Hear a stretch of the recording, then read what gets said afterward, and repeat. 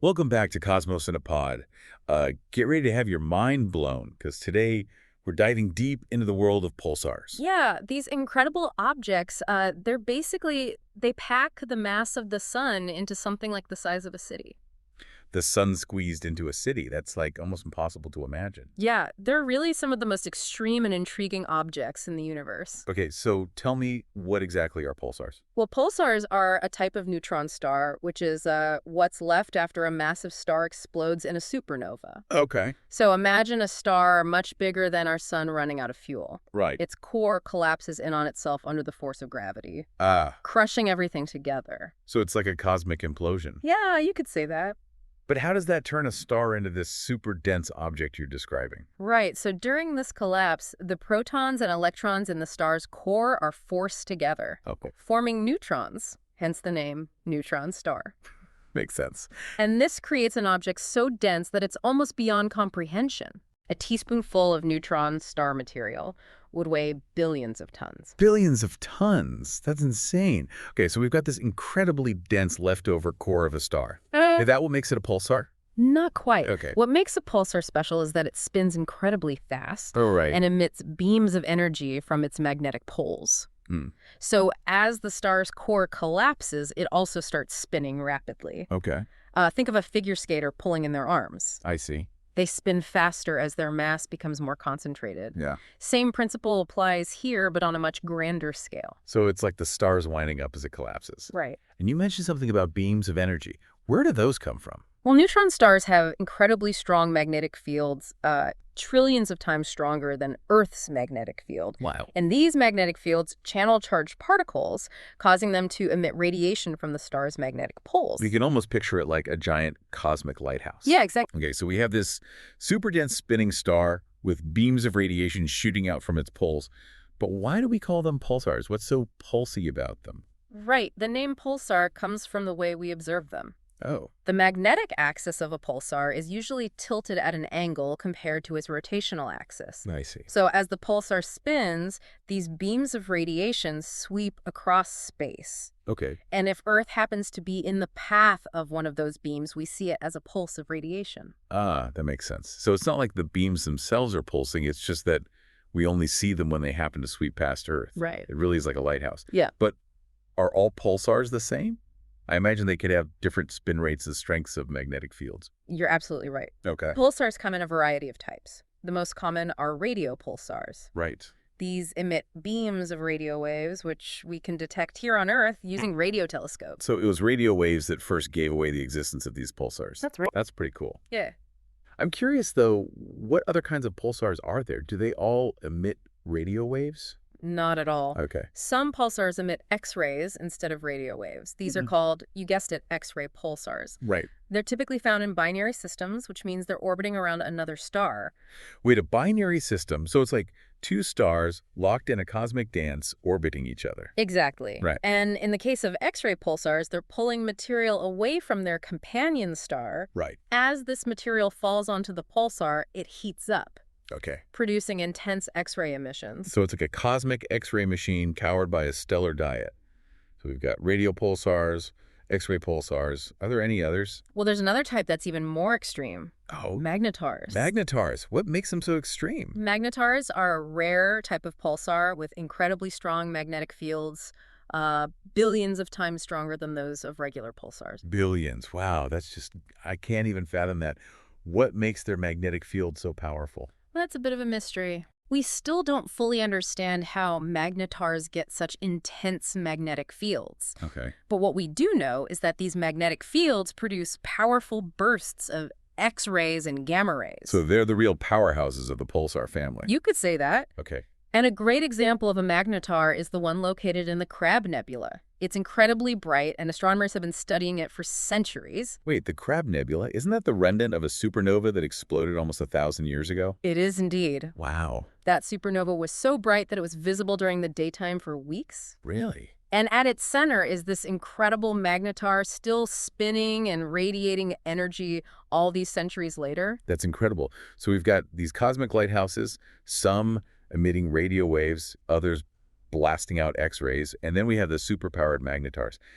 It's mind-blowing to think about these things spinning out there in space.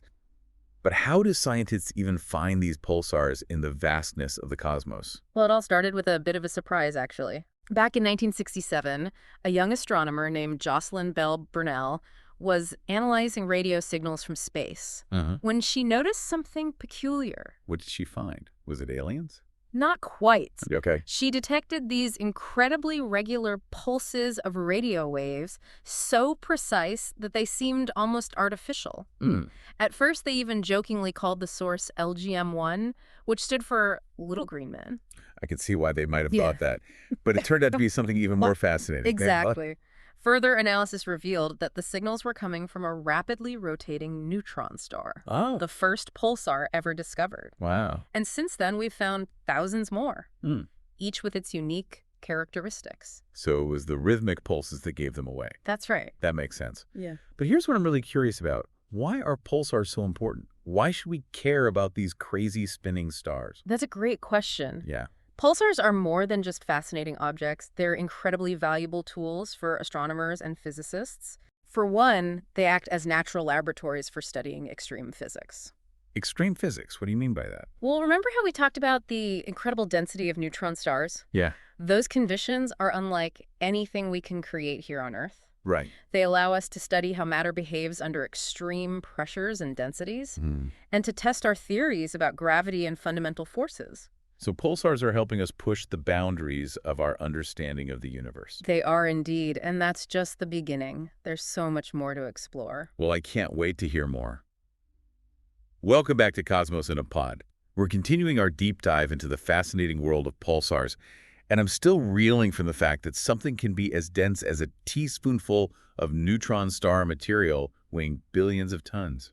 It is truly mind-boggling, and as we were saying before, pulsars are not only incredibly dense, but they also serve as natural laboratories for studying extreme physics. You mentioned that we can study gravity and fundamental forces through pulsars. Can you explain that a little more? What makes them so useful for that kind of research? Of course, you see, the conditions inside a neutron star are so extreme, with gravity crushing matter to unimaginable densities, that they test the limits of our current understanding of physics. Okay. By observing how matter behaves in these environments, we can gather insights into the fundamental laws of nature. Okay.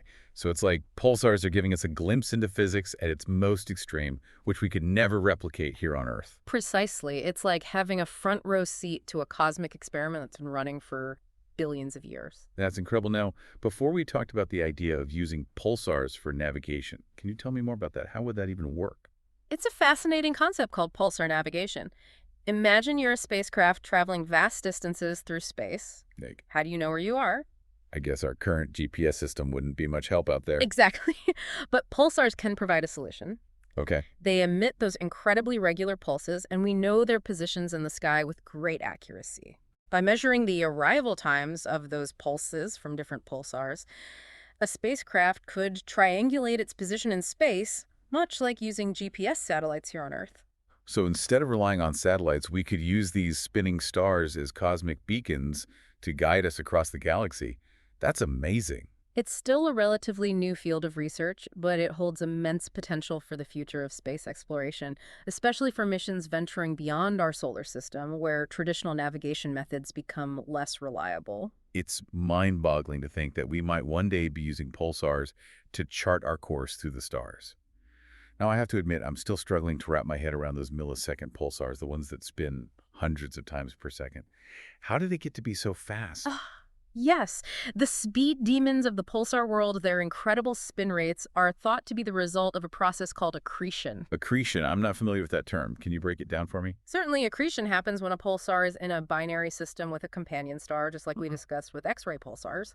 The pulsar's strong gravity pulls material from its companion, and as this material spirals inward, it transfers angular momentum to the pulsar, causing it to spin faster and faster. So it was like a spinning top being whipped up by the inflowing matter. A very apt analogy, and over millions of years, this process can spin a pulsar up to those incredible speeds, sometimes even reaching thousands of rotations per second. That's just phenomenal. I remember you mentioned that these millisecond pulsars are also incredibly precise timekeepers.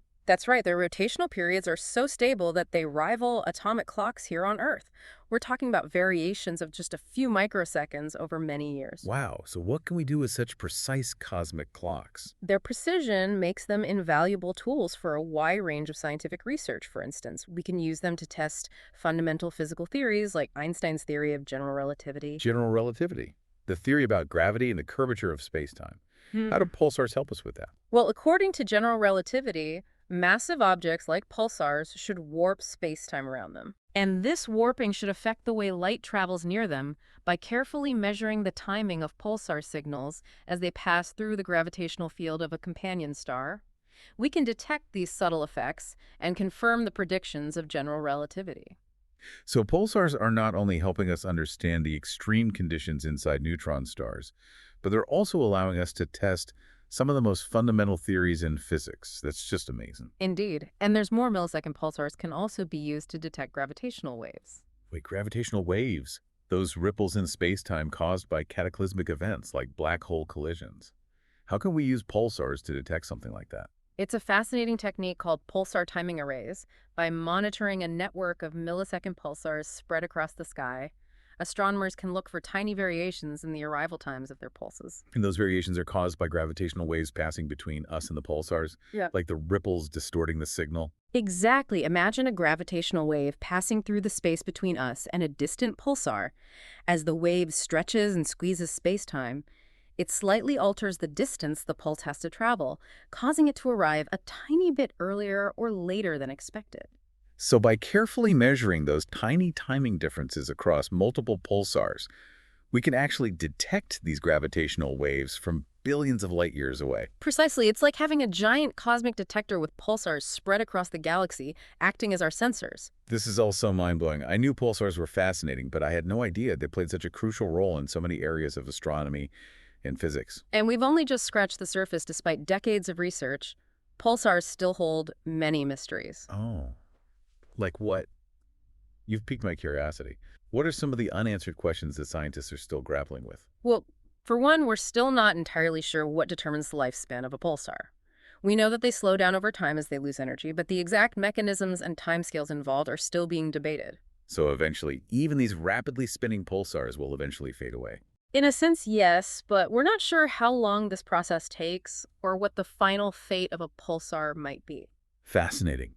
Are there any other mysteries surrounding pulsars that you find particularly intriguing? Another big question is what happens when pulsars merge? We know that binary pulsars can eventually spiral in towards each other and collide, but the details of those mergers are still largely unknown. What do you think might happen? Do they create something even more exotic? We believe that these mergers could produce even more extreme objects, potentially giving birth to black holes or other phenomena we haven't even imagined yet. That's incredible. So there's still so much we don't know about these cosmic wonders. Absolutely. And that's what makes pulsar research so exciting. Every new discovery opens up new avenues of exploration and deepens our understanding of the universe. This has been an incredible journey so far. I'm eager to hear what else you have to share about these amazing objects. Shall we continue our exploration? Let's dive into the final part of our pulsar deep dive. We'll uncover even more fascinating details about their impact on our understanding of the cosmos. Welcome back to Cosmos in a Pod. We're on the final leg of our deep dive into the world of pulsars. And I have to say, I'm feeling a sense of awe at these tiny, yet incredibly powerful objects. Yeah, they are truly remarkable, aren't they? And as we've been discussing, pulsars are not just fascinating in their own right, they're also incredibly valuable tools for astronomers and physicists. Exactly. We've talked about how they help us study extreme physics, test fundamental theories, and even potentially navigate through space. But you mentioned before another amazing application, using pulsars to detect gravitational waves. I'm dying to hear more about that. Yes, it's one of the most exciting areas of research in modern astronomy. You see, those millisecond pulsars, with their incredibly precise timing, can act like cosmic clocks, helping us detect these ripples in space-time. Okay, I'm trying to picture this. How do we actually use pulsars to detect something as subtle as a gravitational wave? Imagine you have a network of these millisecond pulsars spread across the sky, each one pulsing with incredible regularity. Astronomers carefully monitor the arrival times of these pulses here on Earth. So it's like having a giant web of cosmic clocks all synchronized and ticking away with incredible accuracy. Precisely. Now imagine a gravitational wave generated by a cataclysmic event like the merger of two supermassive black holes passes through this network of pulsars. What happens to the pulsar signals when that wave passes through? As the wave stretches and squeezes space-time, it very slightly alters the distance the pulses have to travel to reach us. This causes some pulses to arrive a tiny bit earlier than expected, while others arrive slightly later. So the gravitational wave leaves a sort of fingerprint on the timing of the pulsar signals. Exactly. By analyzing these tiny variations in pulse arrival times across the entire network of pulsars, astronomers can detect the presence of the gravitational wave and even determine its direction and strength. Wow, that's incredible. It's like using these tiny spinning stars to listen to the symphony of the universe, detecting the echoes of these colossal events that happened billions of years ago and billions of light years away. It is a symphony of sorts, a symphony of space-time itself, and it's only possible because of the incredible precision of those millisecond pulsars. It's mind-blowing. And what kind of information can we learn from these gravitational waves? What do they tell us about the universe? They open a whole new window into the cosmos, revealing events and objects that are otherwise invisible to traditional telescopes, for instance. Yeah. They can tell us about the mergers of supermassive black holes at the centers of galaxies. I remember you mentioned those earlier black holes, millions or even billions of times the mass of our sun. Those collisions must be unimaginably powerful. They are indeed, and by studying the gravitational waves from these events, we can learn about the massive spins and even the environments of those black holes. So it's not just about detecting the waves, it's about using them to probe the most extreme and mysterious objects in the universe. Exactly, and it goes beyond black holes. Gravitational waves can also tell us about the early universe just moments after the Big Bang. They carry information about the conditions that existed when the universe was just a fraction of a second old. Wow, so pulsars are not only helping us understand the present universe, they're also giving us glimpses into its very beginnings. That's truly remarkable. It is, and it highlights just how interconnected everything in the cosmos is. These tiny spinning stars born from the deaths of massive stars can help us unravel the secrets of the largest structures and most ancient events in the universe. It's an incredible testament to the power of scientific ingenuity using these cosmic lighthouses to illuminate the darkest corners of the universe. Indeed, and as we continue to refine our techniques and build even more sensitive detectors, who knows what other wonders we might uncover using these amazing objects. I, for one, can't wait to find out. This deep dive into the world of pulsars has been an incredible journey filled with mind-boggling concepts and breathtaking discoveries. It has been a pleasure exploring these wonders with you. And for all of you listening out there, be sure to follow and subscribe to Cosmos in a Pod's podcast and YouTube channel for more fascinating insights into space and science.